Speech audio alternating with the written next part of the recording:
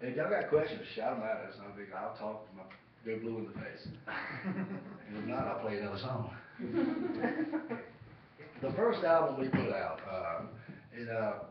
you come off of American Idol like that, and the start I got into this particular business is, you know, I kind of started like on the top, and then kind of went, because American Idol, when you're on that show, when you walk into a convenience store, after you walk into so many stores, and if there's a magazine or paper, you're on the cover of it. Not in it, you're on the cover of it. And once you get used to that, everything else is kind of like, yeah, okay.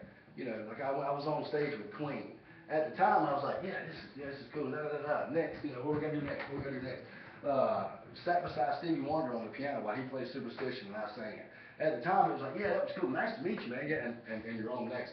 But looking back now, stuff like that is just, I mean, that's incredible. You know, that's really. Let's see, the odds of it happening again would be. It is what it is. But it was a very cool thing. I was actually, and then when you came off the show, your album debuts at #1, and you know you followed up with 3 consecutive top 10 hits, and you know it's like, yeah, cool. And looking back now, you're like, you know that is not an easy thing to do. You know, that took a lot of hard work between. You know, your label, your management, and myself, and, you know, your band, everybody been on the same page, and you guys, I mean, I've heard a lot of great things and then read a lot of great things, so thank y'all very much for the support. It takes a lot, you know.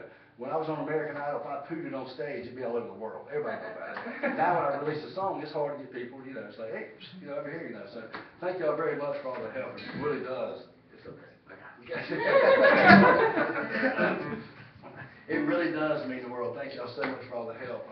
We do have a brand new album coming out in the fall. It's called I'm Alright, it's the name of the album. And this particular song we're leading off with, it's called A Father's Love. I think this song is very relatable to just anybody above the age of 5. You know, your daddy coming home after work giving you a nice fuzzy hug and telling you he loves you. It's not something most of us had, you know. My dad would catch you come home and, you know, well, ain't the yard cut? Which was a good thing because I didn't listen for crap. So, but you know, that's not the way we grew up. And the thing was, we knew our dad loved us. It was just you didn't talk about it. You were mad about it, you know. So this song was called "A Father's Love," the only way you knew how.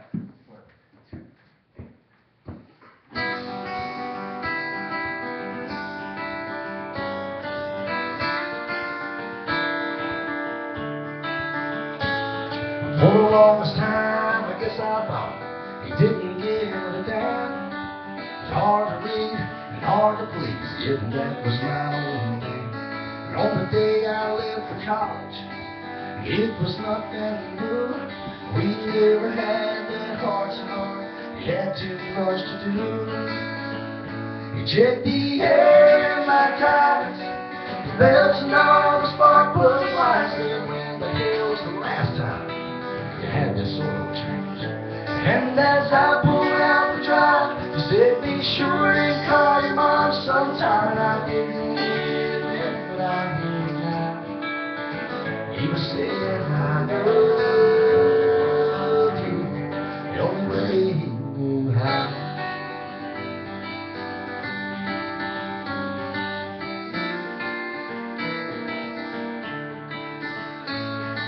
On the 20,000 miles, 6 years down the road, a brand new life is a brand new wife. We just bought our first home. When he finally came to visit, I thought he'd be so proud. He never said he liked the place, he just got us to live out. And put new locks on the doors, went back and forth to the hardware stores. They'd come and hold the flashlight as it crawled beneath the sink. These old wires ain't up to code, and that circuit box is on the road. And I didn't hear it then, but I hear it now. He was saying, I love you, the only way he knew how. Last Sunday we all gathered for his 65th birthday, and I knew he's stepping up, but I looked away. It was finally time to say goodbye. I knew what was ahead, just like he always does right before we left. He checked the air in my my times. The bells and all the spark plugs, why sit in the hills the last time they had the soil change.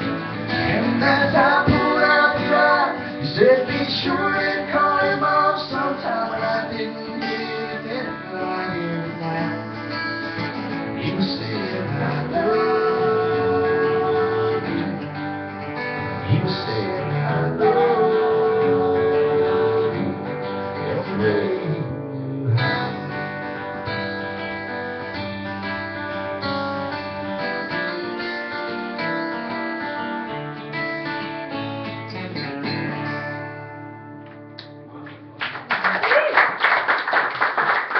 Thank y'all very much, and on behalf of my management, I apologize on him taking your chair like that.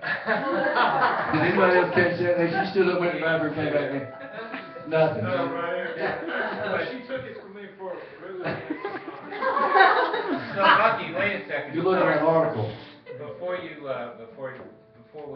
ends, I want to introduce you to one of the publishers of this song, because you might get to the #1 party, and then, I want you to know who everybody is. So, Bucky, this is Woody Beaumar. Woody, This is one of the publishers of the song you just This is sang. Bonnie Baker, and we published Steve Williams' third of the song. Very It's nice. a Thank great y'all very record. We're much, so man. proud of it. It's a great record. Hey, when that came across the desk, I mean, I literally, on the first album, we had, we hit the ground running. As soon as you come off that show, I'm about as hot as next season. So it was go time, if we're gonna make some time. So we got an album together, and I put it out there, and it did great. Very proud of that album. I think it came out just wonderful. And on this album, I'll be honest, I thought I was done with it. I mean, it was all finished. This song rolled across the desk, and it was, stop the press, hold on, whoa, 1 second. And it was just, it's a different world. It's just a song you cannot argue with. So You did thank a great- y'all very you did a much. great job. Very cool. Thank you.